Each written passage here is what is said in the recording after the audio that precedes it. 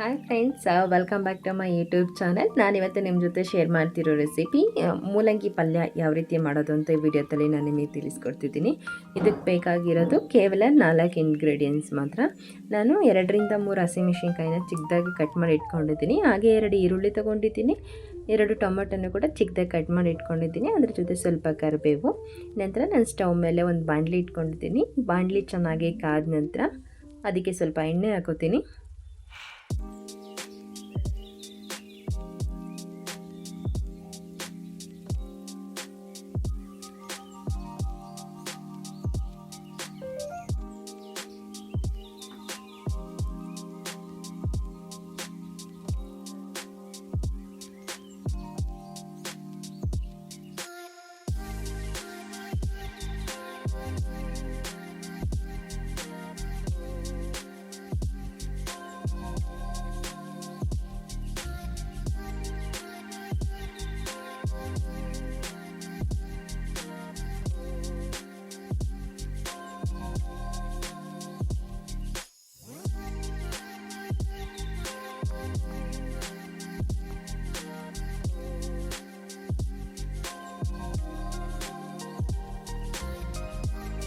ಮಾಡಲಿಕ್ಕಾದರೆ ಇವಾಗ ನಾನು 2ರಿಂದ 3 ಸ್ಪೂನಷ್ಟು ಎಣ್ಣೆ ಹಾಕೋತಾ ಇದ್ದೀನಿ. ಈಗ ಸ್ವಲ್ಪ ಕರಿಬೇವು ಕೂಡ ಸೇರಿಸ್ಕೊತೀನಿ. ಎಣ್ಣೆ ಕಾದಿದೆ.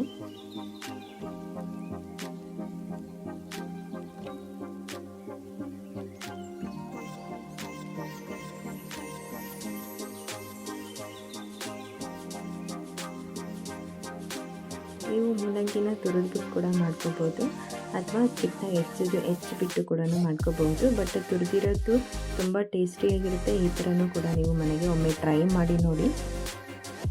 ನಂತರ ಈಗ ಸ್ವಲ್ಪ 3ರಿಂದ 4 ಹಸಿಮೆಣಸಿನ್ಕಾಯಿನ ಚಿಕ್ಕದಾಗಿ ಹೆಚ್ಚಿಟ್ಕೊಂಡಿದ್ದೆ, ಅದನ್ನು ಕೂಡ ಸೇರಿಸ್ಕೊತಾ ಇದ್ದೀನಿ.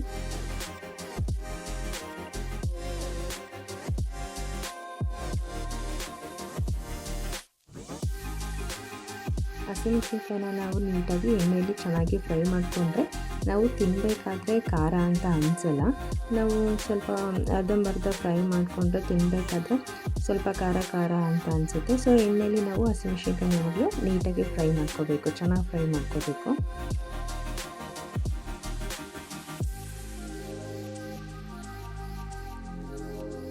ನಂತರ ಇದಕ್ಕೆ ನಾನು 2 ಈರುಳ್ಳಿ ತೊಗೊಂಡು ಚೆನ್ನಾಗಿ ತರಕಾರಿ ಆಗಿರ್ಬೋದು, ಈರುಳ್ಳಿ ಆಗಿರ್ಬೋದು, ಪ್ರತಿಯೊಂದು ಐಟಮ್ನು ಕೂಡ ನಾವು ಚೆನ್ನಾಗಿ ಫ್ರೈ ಮಾಡ್ಕೋಬೇಕು. ಅಂದರೆ ಚೆನ್ನಾಗಿ ಬೇಯಿಸ್ಕೊಂಡಷ್ಟು ರುಚಿ ಚೆನ್ನಾಗಿರುತ್ತೆ. ಹಾಗಂತ ಹೇಳ್ಬಿಟ್ಟು ಹೈ ಫ್ಲೇಮಲ್ಲಿ ಇಟ್ಬಿಟ್ಟು ಹೊತ್ತೋಗೋ ಥರನೂ ನಾವು ಡೀಪ್ ಫ್ರೈ ಮಾಡ್ಕೋಬಾರ್ದು. ಅದು ಹಸಿ ವಾಸನೆ ಎಲ್ಲ ಹೋಗಬೇಕು ತರಕಾರಿದು, ಅಲ್ಲಿ ತನಕ ಫ್ರೈ ಮಾಡಿಕೊಂಡ್ರೆ ಸಾಕು. ಈಗ ಈರುಳ್ಳಿದು ಕೂಡ ನಾನು ಹಸಿ ವಾಸನೆ ಹೋಗೋ ತನಕ ನಾನು ಮೀಡಿಯಮ್ ಫ್ಲೇಮಲ್ಲಿ ಇಟ್ಬಿಟ್ಟೇ ಚೆನ್ನಾಗಿ ಬೇಯಿಸ್ಕೊತೀನಿ.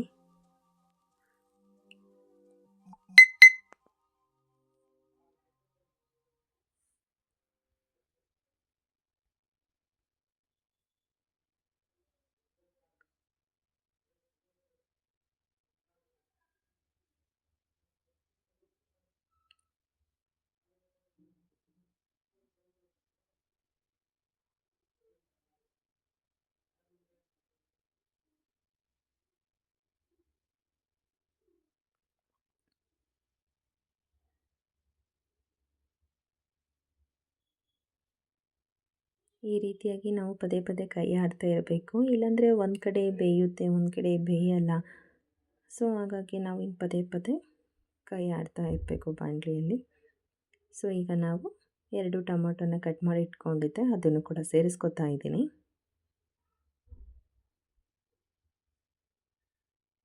ಈರುಳ್ಳಿ ಎಲ್ಲ ಚೆನ್ನಾಗಿ ಫ್ರೈ ಆದಮೇಲೆ ನಾವು ಲಾಸ್ಟಿಗೆ ಟೊಮೊಟೊ ಹಾಕ್ಕೋಬೇಕು. ಈರುಳ್ಳಿ ಸೇರಿಸಿದ ನಂತರನೇ ಟೊಮೊಟೊ ಸೇರಿಸ್ಕೋಬಾರ್ದು, ಈರುಳ್ಳಿ ಬೇಯಲ್ಲ ಆವಾಗ. ಸೊ ಈರುಳ್ಳಿ ಒಂದು ಸ್ವಲ್ಪ ಬೆಂದ ಮೇಲೆ ನಾವು ಟೊಮೊಟೊ ಸೇರಿಸ್ಕೊಂಡ್ರೆ ಚೆನ್ನಾಗಿರುತ್ತೆ.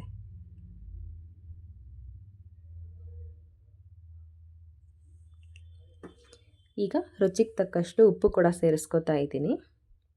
ಅಂದರೆ ಮೂಲಂಗಿಗೂ ಕೂಡ ಎಷ್ಟು ಉಪ್ಪು ಬೇಕಾಗುತ್ತೆ ಅಲ್ವಾ, ಅದನ್ನು ಎಲ್ಲ ಸೇರಿ ನಾನು ಒಗ್ಗರಣೆಯಲ್ಲೇ ಸೇರಿಸ್ಕೊತಾ ಇದ್ದೀನಿ ಉಪ್ಪು.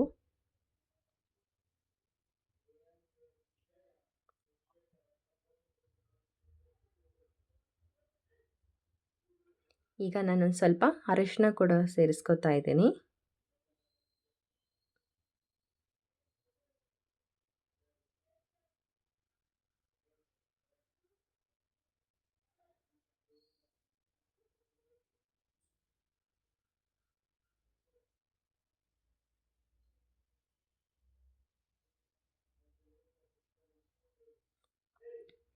ನೀವಿನ್ನೂ ಯಾರೆಲ್ಲ ನನ್ನ ಚಾನಲ್ಗೆ ಸಬ್ಸ್ಕ್ರೈಬ್ ಆಗಿಲ್ಲ ಈ ಕೂಡಲೇ ಸಬ್ಸ್ಕ್ರೈಬ್ ಮಾಡಿ, ಬೆಲ್ಲೈಕನ್ ಕೂಡ ಕ್ಲಿಕ್ ಮಾಡಿ. ನಾನು ನೆಕ್ಸ್ಟು ರೆಸಿಪಿ ವಿಡಿಯೋ ಶೇರ್ ಮಾಡಿದಾಗ ನಿಮಗೆ ನೋಟಿಫಿಕೇಷನ್ ಕೂಡ ಬರುತ್ತೆ. ಆವಾಗ ನೀವು ನನ್ನ ವೀಡಿಯೋಸು ಕೂಡ ನೋಡಬಹುದು. ಹೀಗೆ ನಂಗೆ ಸಪೋರ್ಟ್ ಮಾಡ್ತಾ ಇರಿ ಅಂತ ಹೇಳ್ತಾ ಎಲ್ರಿಗೂ ಥ್ಯಾಂಕ್ ಯು ಸೋ ಮಚ್ ಅಂತ ಹೇಳ್ತೀನಿ. ಸೊ ಈಗ ಈರುಳ್ಳಿ ಮತ್ತು ಟೊಮೊಟೊ ಹಾಕಿದ್ದೆ, ಅದೆಲ್ಲ ಚೆನ್ನಾಗಿ ಫ್ರೈ ಆಗಿದೆ. ನಂತರ ಇವಾಗ ನಾನು ಕೊನೆಯದಾಗಿ ಮೂಲಂಗಿನ ಸೇರಿಸ್ಕೊತಾ ಇದ್ದೀನಿ. ನಾನು ಮೂಲಂಗಿನ ತುರಿದ್ಬಿಟ್ಟಿದ್ದೀನಿ. 3ರಿಂದ 4 ಮೂಲಂಗಿ ತೊಗೊಂಡು ಚೆನ್ನಾಗಿ ತುರಿದಿದ್ದೀನಿ.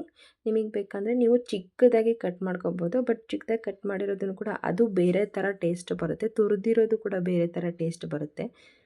ನೀವು ಈ ಥರ ತುರಿದಿರೋದು ಒಂದು ಸಲ ಟ್ರೈ ಮಾಡಿ. ನೀವು ಚಿಕ್ಕದಾಗಿ ಹೆಚ್ಚಿಬಿಟ್ಟು ಏನಾದರೂ ಅಡುಗೆ ಮಾಡಿದರೆ ತುರಿದಿರೋ ಥರ ಒಮ್ಮೆ ಟ್ರೈ ಮಾಡಿ ನೋಡಿ.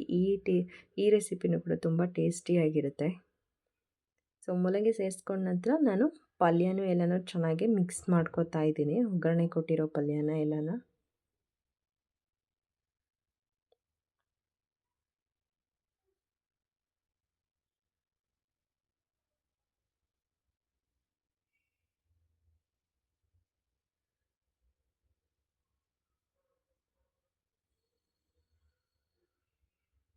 ನೀವು ಇನ್ನೊಮ್ಮೆ ಬೇಕಂದರೆ ರುಚಿಗೆ ತಕ್ಕಷ್ಟು ಉಪ್ಪನ್ನ ನೀವು ಮತ್ತೆ ಬೇಕಂದರೆ ಕಮ್ಮಿ ಆಗಿದ್ದರೆ ಸೇರಿಸ್ಕೋಬೋದು. ಅಂದರೆ ಕೆಲವೊಬ್ಬರು ಈರುಳ್ಳಿ ಬೇಯಬೇಕಾದ್ರೆ, ಟೊಮೊಟೊ ಬೇಯಬೇಕಾದ್ರೆ ಆ ಪಲ್ಯಗೆ ಮಾತ್ರ ಎಷ್ಟು ಬೇಕೋ ಅಷ್ಟೇ ಉಪ್ಪು ಹಾಕ್ಕೊಂಡು ಸೇರಿಸ್ಕೋತಾರೆ, ಮೂಲಂಗಿಗೆ ಮತ್ತೆ ಹಾಕ್ಕೊತಾರೆ. ನಾನು ಉಪ್ಪನ್ನೆಲ್ಲ ಒಟ್ಟಿಗೆ ಹಾಕ್ಕೊಂಡಿರ್ತೀನಿ. ಮೂಲಂಗಿಗೂ ಎಷ್ಟು ಬೇಕು ಅಂತ ನೋಡಿಬಿಟ್ಟು ಅಳತೆಗೆ ಒಂದೇ ಸಲ ಹಾಕ್ಕೊಂಡಿರ್ತೀನಿ ಉಪ್ಪು. ನೀವು ಆವಾಗ ಕಮ್ಮಿ ಆಗೋದಾಗಿದ್ದರೆ ಈಗ ನೆಕ್ಸ್ಟು ಮೂಲಂಗಿ ಪಲ್ಯ ಈ ಥರ ಕಲಿಸ್ಬೇಕಾದ್ರೂ ಇನ್ನೊಂದು ಸ್ವಲ್ಪ ಉಪ್ಪು ಹಾಕ್ಕೊಂಡು ನೀವು ಕಲಿಸ್ಕೋಬೋದು. ಮೂಲಂಗಿ ಪಲ್ಯ ಮಾಡೋದಕ್ಕೆ ಇಷ್ಟೇ ಸಾಮಗ್ರಿಗಳು ಬೇಕು.